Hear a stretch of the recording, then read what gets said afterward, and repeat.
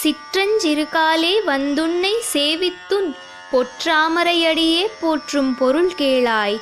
பெற்றம் மேத்துண்ணும் குலத்திற் பிறந்து நீ குற்றேவல் எங்களை கொள்ளாமல் போகாது. இற்றை பறை கொள்வான் அன்றுகாண் கோவிந்தா. எற்றைக்கும் ஏழேல் பிறவிக்கும் உன்தன்னோடு உற்றோமே ஆவோம். உனக்கே நாமாட் செய்வோம் மற்றை நம் காமங்கள் மாற்றேலோர் எம்பாவாய்.